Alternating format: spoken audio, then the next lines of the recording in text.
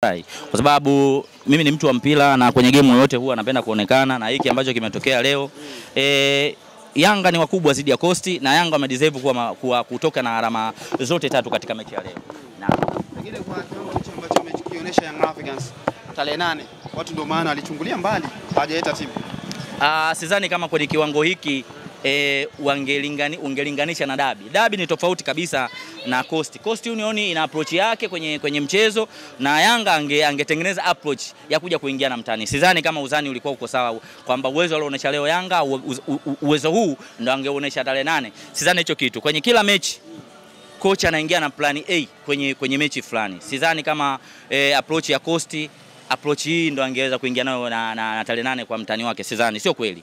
Naam. Tuangalie performance ya Jonathan Ikangarombo. Mutale mmekuwa mnamnyoshia kidole sana. Ikangarombo mimi bado hii ni mechi yake ya pili. Tunaiona ni mechi yake ya pili, lakini kuna vitu zile moments anavyo dribble mpira, anavyo switch. Kwa hiyo ukimwangalia ni mchezaji ambaye akipewa muda anaweza akaja kufanya vitu vizuri sana kwa sababu bado fitness hana. Kwa hiyo ni swala la muda. Mchezo wa mpira wa miguu sio swala kama unatumbukiza chumvi basi inachemka na kujichanganya. Inahitaji apate muda ili aweze kutengeneza chemistry nzuri na wachezaji wenzake. Naam. Upande wa pili mmekuwa mkisema Young Africans kutana na timu ambazo zina udhamini wa Gharibi GSM mfupa na kwa mlaini. Pengine leo mmekishuhudia hicho kwa Coast au?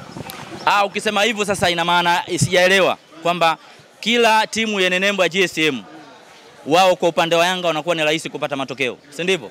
Simba na Yanga wanapokutana kwa ukiacha dabi ya tarehe 8 tulikutana naye mara ngapi? Mara 4. Tulipata matokeo? Kwa hiyo sisi pia tupo ndani ya GSM? Hapana. Ukiongea lugha kama hiyo huwa haisense kwa watu wa mpira. GSM wameingia kwenye vilabu kuwekeza au labda kuwadhamini. Na hajaingia front moja kwa moja GSM kwenye vilabu bila kupitia kwa mzazi mkuu, namzungumzia TFF ambaye ameridhika na udhamini wa vilabu. Kwa hiyo kama yeye mdhamini ameridhika kwa vilabu kwamba yeye kwenda kuwekeza, ina maana ule udhamini ni halali. Si ndivyo? Light kama ungekuwa una ukakasi, sidhani kama TFF wangeridhika na udhamini katika vilabu 8. Si ndivyo? Na vilabu hivi vinahitaji udhamini pia mwingine ili wajitoe kule ambako walikuwepo. Nakumbuka unafahamu kipindi cha nyuma vilabu vyetu vilikuwa vinashindwa kwenda kwenye vituo kwa wakati. Timu zilikuwa zinashindwa kuwalipa wachezaji mishahara yao kwa wakati. Si ndivyo? Sasa mtu anayekuja na scenario ya kwanza GSM anavuruga ligi, mimi sidhani kama ina sense kwenye kichwa changu kwa sababu mpira ni uwekezaji. Tunahitaji wadhamini wengi kama wakina GSM. Bila shida. Ili wachezaji sasa hivi ligi yetu ni bora, kama ni bora kwenye engo ya pesa.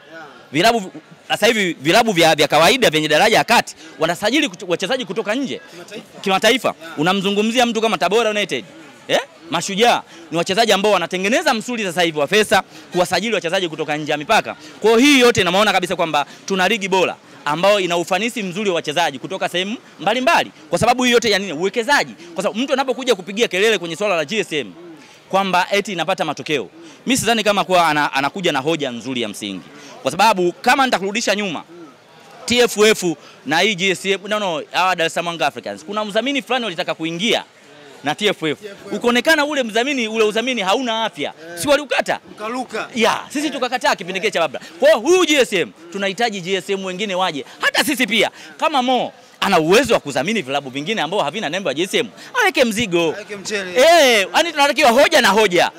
Uje na wewe tutengeneze ligi yetu iwe bora katika hiyo yengo. Pengine tuje tuangalie Young Africans kwenye dimba la KMC amekuwa analitumia vizuri sana. Naangalia kwenye mechi zake kadhaa akishinda kuanzia goli 3+ hivi. Young Africans ni dhahiri shahili hili ni geto lake. Sio kwamba unajua Dar es Salaam Africans anapata matokeo kwenye kila kiwanja chochote. Ni kwa jinsi ambavyo mimi siku zote nasema ni ubora wa kikosi ambao yuko nao. Yaani ubora wa kikosi unakupa matokeo sehemu, hata mtu akikupeleka kwenye uvungu wa kitanda. Kama una kikosi bora, hata angekufunika na gunia, utapata matokeo. Si ndivyo? Kwa uzuri wa kikosi Dar es Salaam Africans analinga na ukubwa wake wa kikosi. Na ndio maana mimi kuna baadhi ya watu hawanielewi ninapoongea kwamba Simba kwa mwaka huu hawezi kuwa bingwa. Simba kwa mwaka huu hawezi kuwa bingwa. Mimi nakuja kwa fact. Huwa siongeagi porojo. Nimeiongea hii kauli kwa waandishi wa habari wengi kwamba Simba hawezi kuwa bingwa kwa sababu hii kauli sikuiongelea leo tu. Nimeanza kuiongelea toka Simba yuko pre-season. Yupo Misri. Simba hawezi kuwa bingwa kwa sababu tunaenda kutengeneza kikosi kikubwa, tunaenda kutengeneza project, na unapotengeneza project ya kikosi kuna mambo mengi sana ya kuingiza, si ndivyo? Kwa hiyo mpaka sasa hivi tunaona sasa hivi Simba inaanza kucheza mpira wa kuelewana, mpira wa kuelewana kwa sasa. Lakini pia kuna weakness ndani yake, si umeona? Kwa hiyo tumekosa kuwapata wachezaji kadhaa tu. Kuna mambo mengi tumeyatengeneza mpaka tumekosa dabi. Kwa hiyo kwa yale mambo kumbe mliyatengeneza. Mimi nakwambiaje, kuna vitu vingi. Watu ambao wamekwenda wanasoma ambaye mtu mwenye D2 atakuwa amenielewa ni kwa nini Simba tuliingia mitini. Kisa chengo hiyo ni dhahiri shahili kikosi chenu kaukani kuvae. Ndio, kwa sababu ukiangalia kwenye kikosi changu ukimkosa Pipi Kamara, ukamkosa Shefondo Maloni, ukamkosa Kagoma, ukamkosa Ateba, shughuli meshi. Hapo hakuna tena mchezaji. Hakuna. Wakina Mutale. Mutale tena baba, si ndio shughuli nyingine. Kwa hiyo ukiangalia chemistry ya Simba bado kuna vitu vingi bado havija kuwa sawa. Kwa hiyo yote kwa yote tunaamini kwamba huu ni mpira wa miguu. Unapokwenda kucheza na mwenzako lazima umheshimu. Kwa hichi kimacho kinachoendelea upande wa pili, Young Africans wanasema dabi ndio imeishia hapo, wanataka alama 3. Young Africans yuko sahihi? Mimi naamini busara inahitajika. Busara inahitajika katika mechi. Mimi naamini mechi itachezwa. Yaani ninapoamini mimi Sam Simba, tayari mimi naamini mechi itachezwa. Na mechi ipo. Bado kupangwa tarehe, ila maamuzi tayari yashatokea. Mechi itachezwa. Feature hii clip.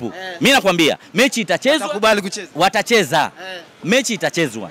Mimi nakwambia feature hii clip utakuja kwa sababu mpira si ugomvi. Kuna mambo mengi yametokea. Upande wa Yanga walikuwa na makosa. Simba nao wamewaingiza Yanga mkenge, wameingia.